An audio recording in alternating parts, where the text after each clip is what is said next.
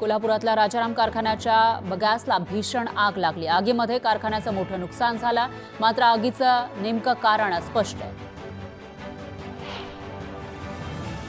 मुंबईतल्या भायखळा भागामध्ये भीषण आग लागली। सॅलेसेट नामक इमारतीला ही आग लागली। या भीषण आगीमुळे लालबागचा उड्डाणपूल वाहतुकीसाठी बंद करण्यात आला। पुणे बलात्कार प्रकरणातील नराधम दत्ता गाडेला उसाच्या शेतातून मध्यरात्री अटक करण्यात आली।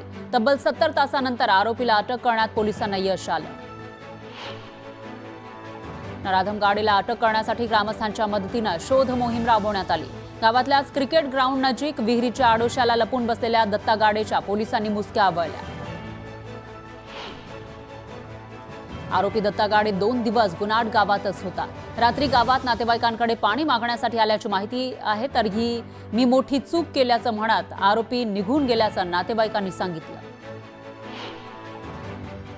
स्वारगेट बलात्कार प्रकरणातला आरोपी दत्तात्रय गाडे हा रोज रात्री एसटी स्टँडवर जाऊन साबस शोधायचा अशी माहिती समोर आली आहे। गाडेच्या मोबाईलच्या गेल्या 2 महिन्यांच्या तांत्रिक विश्लेषणातून ही माहिती समोर आली। पुणे शहरातील महिला सुरक्षेसाठी ऑडिट केलेलं आहे। महापालिकेशी बोलून रस्त्यावरचे लाईट्स वाढवणार असं पुणे पोलीस आयुक्त अमितेश कुमार यांनी सांगितलंय। पुणे अत्याचार प्रकरण फास्ट ट्रॅक कोर्टामध्ये चालवणार, पुरावे गोळा करण्याचं काम वेगानं सुरू आहे अशी माहिती पुणे पोलीस आयुक्त अमितेश कुमार यांनी दिली आहे। आरोपीला कठोरात कठोर शिक्षा देण्यासाठी प्रयत्न करणार असल्याचंही त्यांनी सांगितलंय। पीडित महिलेनं आरडाओरडा केला असता तर बलात्कार झाला नसता असं वक्तव्य गृहराज्यमंत्री योगेश कदम यांनी केलं होतं। त्यांच्या या विधानाचा सर्व स्तरातून निषेध केला जातोय। असं असंवेदनशील बोलणारे गृहराज्यमंत्री म्हणजे सरकारी मूर्खपणा आहे। त्यांचा त्वरित राजीनामा घ्यावा अशी मागणी करण्यात आली आहे। योगेश कदम यांना अशी असंवेदनशील वक्तव्य शोभतात का? महिलेवरील अत्याचार सामान्य वाटणाऱ्यांना ठोकलं पाहिजे अशी टीका संजय राऊतांनी केली। योगेश कदम यांनी बोलताना तारतम्य बाळगावं, विचार करून बोलावं, राज्य गृहमंत्रीपद पदाची जबाबदारी ओळखून भाष्य करावं अशी टीका अनिल देशमुखांनी केली। गृहराज्यमंत्री योगेश कदम यांचं वक्तव्य बेजबाबदारपणाचं आहे। यातूनच सरकार किती असंवेदनशील आहे ते दिसून येतं अशी टीका शरद पवार गटाचे खासदार अमर काळेंनी केली। योगेश कदम यांचा राजीनामा घ्या अशी मागणीही त्यांनी केली। गृहराज्यमंत्र्यांनी केलेल्या वक्तव्याचा विपर्यास करण्यात आला असं भाजप आमदार परिणय फुके म्हणाले। पीडितेला 100% न्याय मिळणार असा विश्वासही त्यांनी व्यक्त केला। आरोपीला पकडून सरकारनं उपकार केले नाहीत, विरोधकांच्या दबावामुळे शोधकार्य झालं असं खासदार संजय राऊत म्हणाले। अजितदादांच्या पुण्यातच असं का घडतं? गुंडांना कायद्याची भीती राहिलेली नाही असं राऊत म्हणाले। 4 वर्षांपूर्वी शक्ती कायदा तयार करण्यात आला, तो अंमलात कधी आणणार असा सवाल अनिल देशमुख यांनी विचारला। राज्य सरकारनं लवकरात लवकर शक्ती कायद्याला मंजुरी मिळवण्यासाठी प्रयत्न करावे असं अनिल देशमुख म्हणाले। पुणे बलात्कार प्रकरणातील नराधम आरोपीला शिक्षा झालीच पाहिजे। अशा प्रकरणामध्ये कोणी राजकारण आणू नये, गुंड प्रवृत्ती आपण ठेचून काढली पाहिजे असं महसूल मंत्री चंद्रशेखर बावनकुळे म्हणाले। लाडक्या बहिणीला 1500 रुपये देण्यापेक्षा त्यांना सुरक्षा द्या। पुण्यातील घटनेवरून शिवसेना युबीटीचे आमदार कैलास पाटील यांनी सरकारवर निशाणा साधला। महाराष्ट्रामध्ये वारंवार अशा घटना घडणं हे गृहमंत्र्यांचं अपयश आहे असा हल्लाबोल सुद्धा त्यांनी केला। बीडच्या मध्यवर्ती कारागृहात वाल्मिक कराडच्या व्हीआयपी सुविधांबद्दल धक्कादायक माहिती समोर आली आहे। वेळ आणि तारखेसह कोणत्या कर्मचाऱ्यांनी सहकार्य केलं याची पोलखोल करण्यात आली। या संदर्भात देशमुख कुटुंब प्रशासनाकडे माहितीच्या अधिकारात संपूर्ण माहिती मागणार आहे। वाल्मिक कराडच्या व्हीआयपी ट्रीटमेंटवरून विजय वडेट्टीवार यांनी धनंजय मुंडेंवर निशाणा साधला। वाल्मिकला व्हीआयपी ट्रीटमेंट देण्याचा आदेश धनंजय मुंडेंनीच दिला असेल असा हल्लाबोल विजय वडेट्टीवार यांनी केला। कराडला बीड जिल्हा कारागृहात व्हीआयपी ट्रीटमेंट मिळत असल्याचा आरोप देशमुख कुटुंबानं केला आहे। त्या प्रकरणी धनंजय देशमुखांनी प्रतिक्रिया दिली आहे। जेल प्रशासनातील अधिकाऱ्यांनी आरोपींना आरोपींप्रमाणेच वागणूक द्यावी अशी मागणी देशमुखांनी केली। 72 तासांपेक्षा जास्त काळ उलटून सुद्धा प्रशांत कोरटकर पोलिसांना सापडलेला नाही। कोल्हापूर नागपूर पोलिसांच्या शोध मोहिमेला अद्याप अपेक्षित यश आलेलं नाहीये। प्रशांत कोरटकर मध्य प्रदेशातील इंदूर किंवा बालाघाटमध्ये लपला असल्याची माहिती आहे।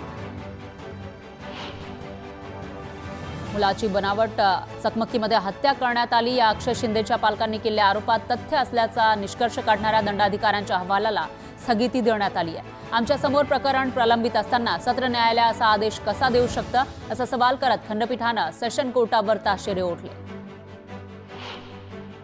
सरपंच संतोष देशमुख हत्या प्रकरणासह इतर 2 गुन्ह्यांचे दोषारोपपत्र सीआयडीकडून बीडच्या मकोका न्यायालयामध्ये दाखल करण्यात आले.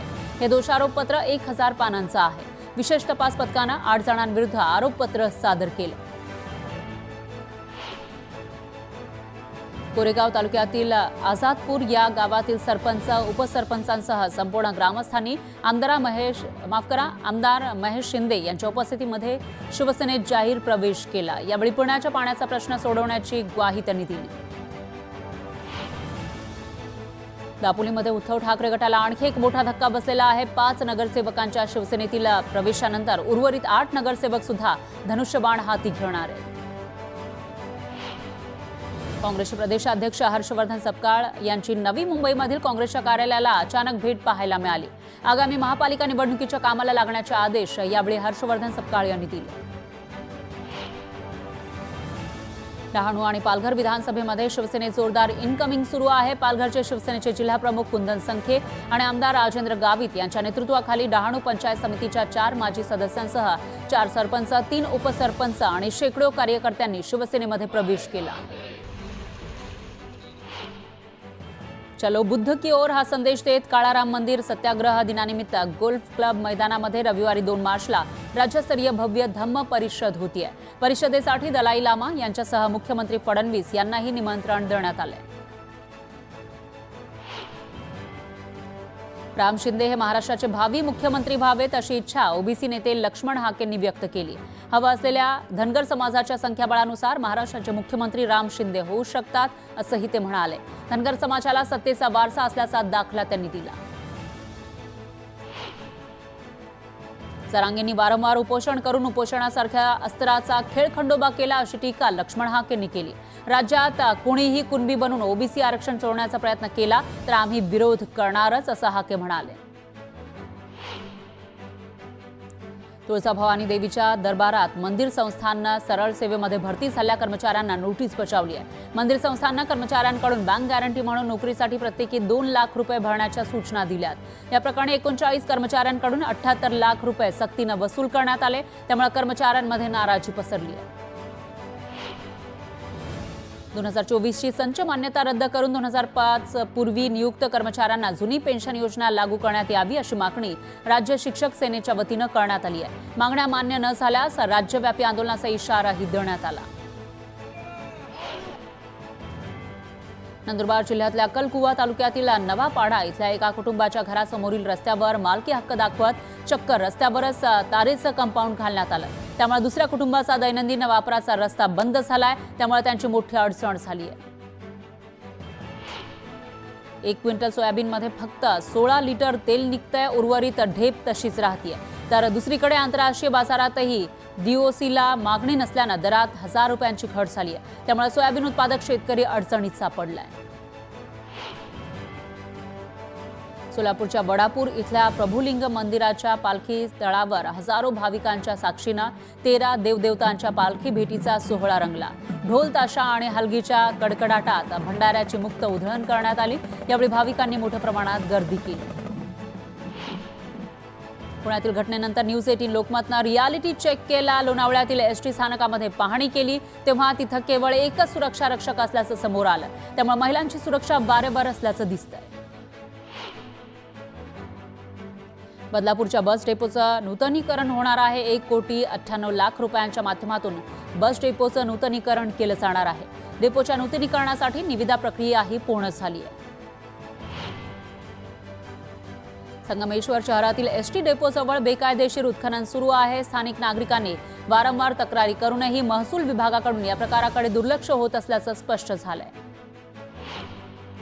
येवल्याच्या चिंचोडी इथल्या दुर्दैवी घटना समोर आलेली आहे. शेततळ्यामध्ये पडल्यानं बुडून 21 वर्षीय तरुणीचा मृत्यू झालाय.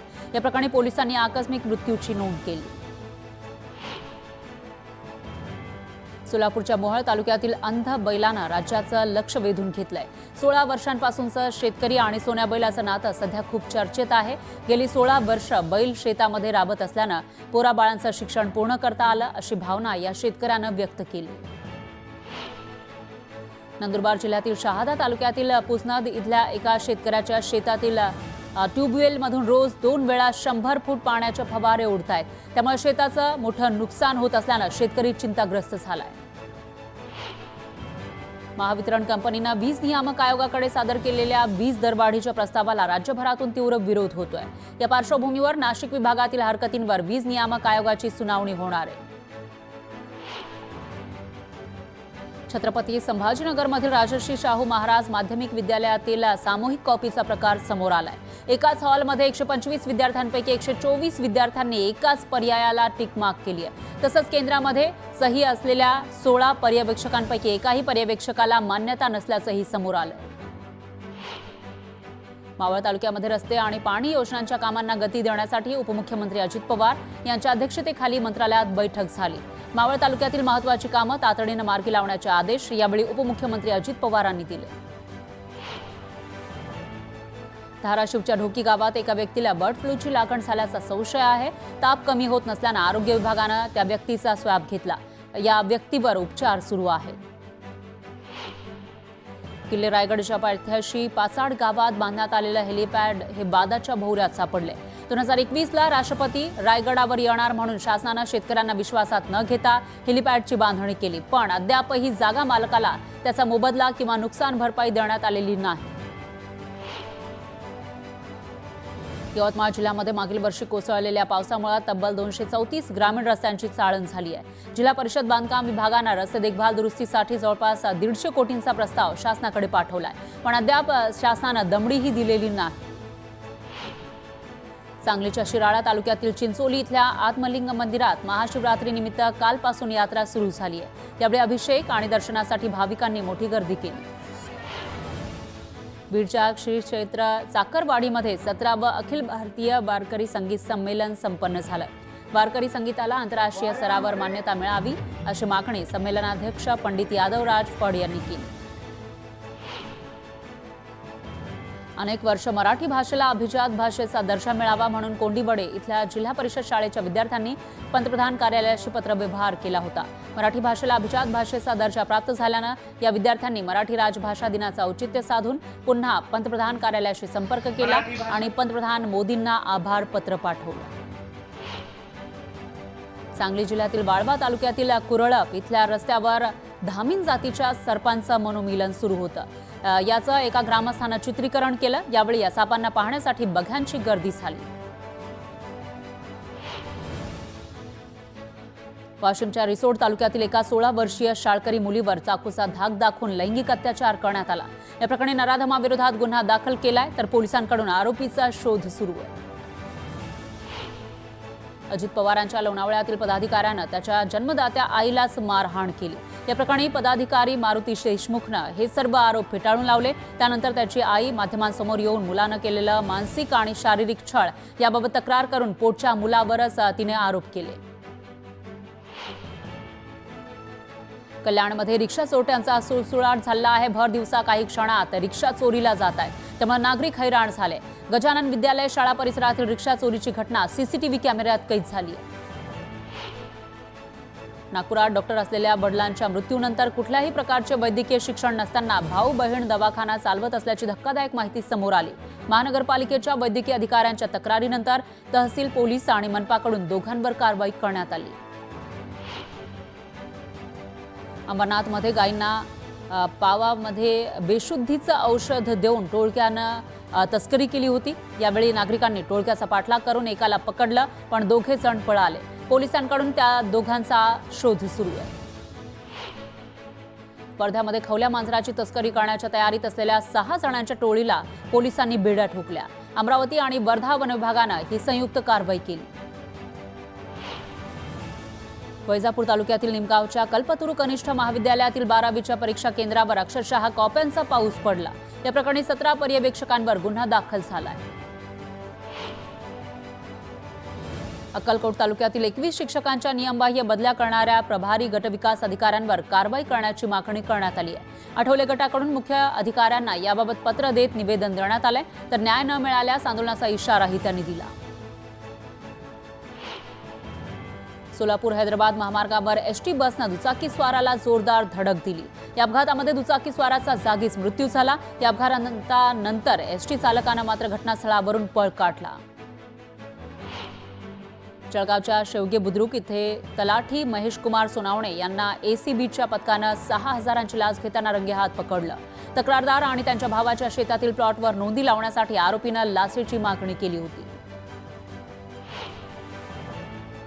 रायगडमध्ये लाचखोर तहसीलदारावर गुन्हा दाखल करण्यात आला आहे। 2.5 लाख रुपये लाचेची मागणी केल्यानं हा गुन्हा दाखल झालाय। रायगडच्या एसीबीनं ही कारवाई केली आहे।